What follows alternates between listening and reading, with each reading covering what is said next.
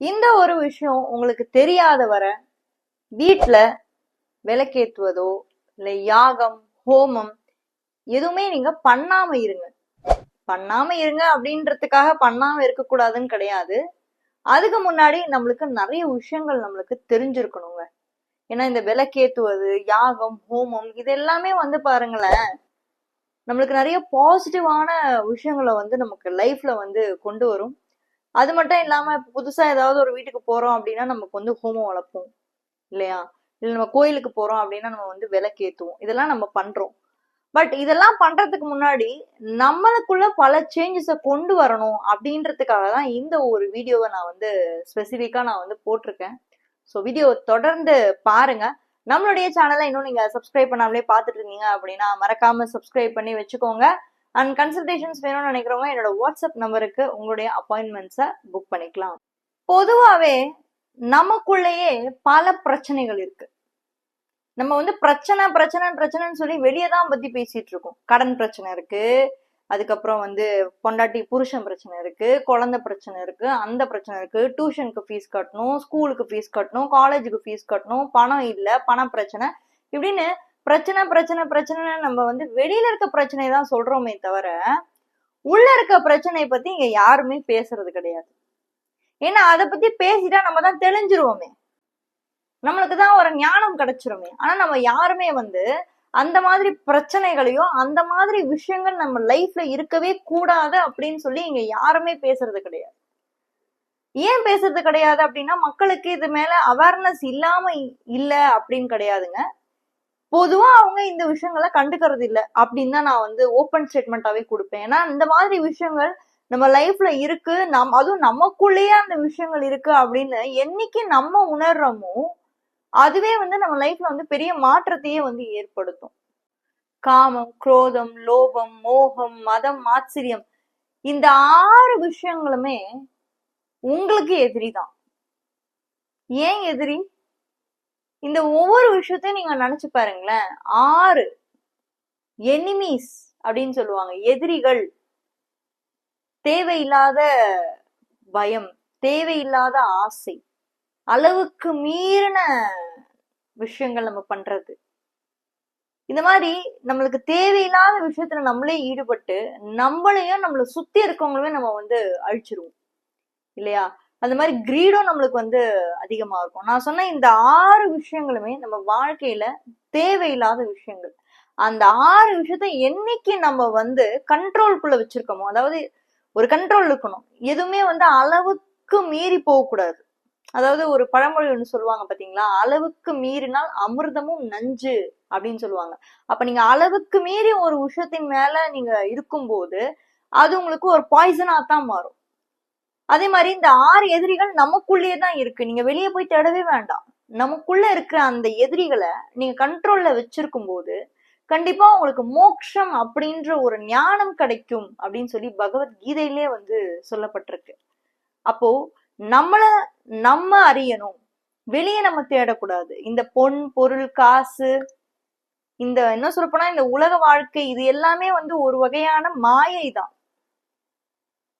அதுக்கும் மேல ரியலைசேஷன் ஒண்ணு இருக்கு இல்லையா, செல்ஃப் ரியலைஸ் பண்ணி நம்ம வாழ்றது, நம்மளே யாரு, எதுக்காக நம்ம இந்த பிறவி எடுத்துட்டு வந்தோம், ஏன் நம்ம இந்த குடும்பத்துல பிறந்தோம், ஏன் இந்த வேலைக்கு போறோம், ஏன் நம்ம இவங்களை கல்யாணம் பண்றோம், ஏன் நம்ம இவங்களை லவ் பண்றோம், ஏன் இந்த குழந்தை நம்மளுக்கு பிறந்துச்சு அப்படின்னு என்னைக்குமே நீங்க கேள்வி உங்களுக்குள்ள நீங்க கேட்க ஆரம்பிச்சு பாருங்களேன்.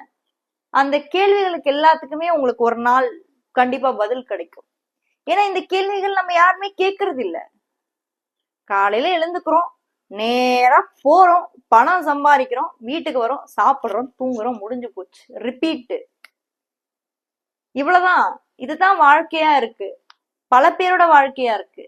அப்போ நம்ம வாழ்க்கையில இந்த ரியலைசேஷன் அப்படின்ற ஒரு விஷயம் நமக்குள்ள நடக்கும்போது மோட்சம் அப்படின்ற ஒரு ஞானத்தை நம்ம கண்டிப்பா அடைய முடியும். அதுவும் ஜோதிடத்துல இது சொல்லப்பட்டிருக்கு. ஜோதிடத்துல பாத்தீங்கன்னா 4, 8, 12 பாவங்கள், இந்த 4, 8, 12 இந்த 3 ஹவுஸுமே, இந்த 3 வீடுமே மோட்சஸ்தானம் அப்படின்னு சொல்றாங்க. உங்களுக்கு தெரியும், காமஸ்தானம், காம திரிகோண வீடுகள் 3, 7, 11. அர்த்த திரிகோண வீடுகள் வந்து 2, 6, 10.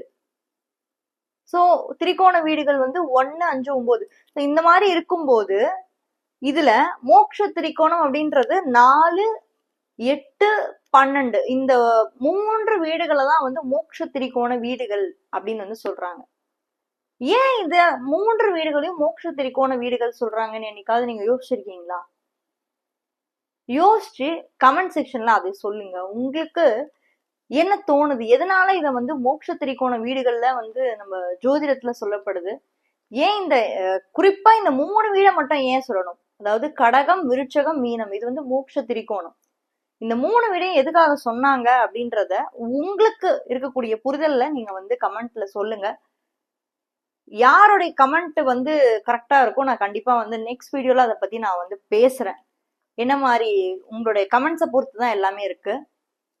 அண்ட் இப்ப நீங்க ஒரு மனிதனுக்கு கிரீட் எடுத்துக்கோங்களேன், அளவுக்கு அதிகமான ஆசை. இப்ப கோல்டு ரேட் எல்லாமே படபடன்னு ஏறி போச்சு.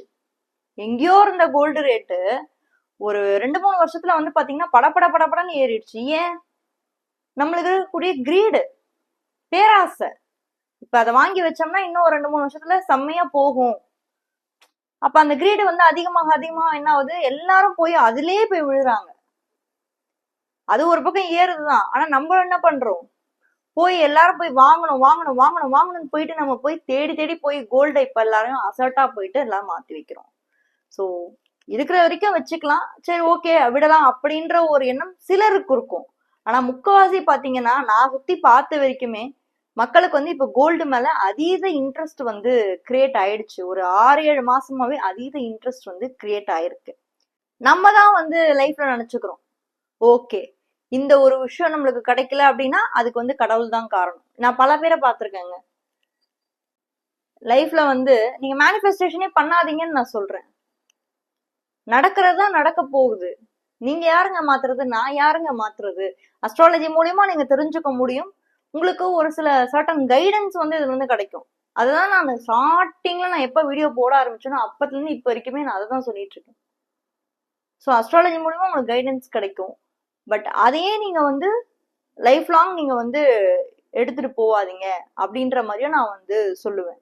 ஏன்னா விதி மதி கதி அப்படின்ற ஒரு விஷயம் வந்து இருக்கு.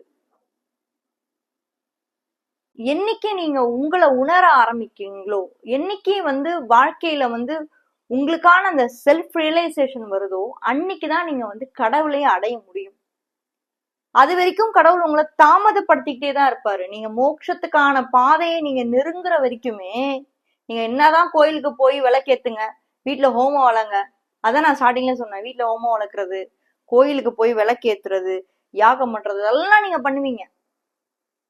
ஆனா என்னைக்கு அந்த ரியலைசேஷன் உங்களுக்குள்ள வருதோ அன்னையில இருந்து அந்த தடை தாமதம் எல்லாத்தையுமே வந்து கடவுள் வந்து உடைச்சிருவாரு. அந்த ரியலைசேஷன் வந்து உங்களுக்குள்ளே இருக்கு.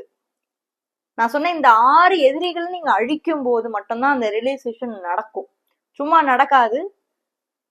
சோ அந்த எதிரிகள் என்னைக்கு வந்து ஒண்ணு கண்ட்ரோலுக்குள்ள கொண்டு வாங்க.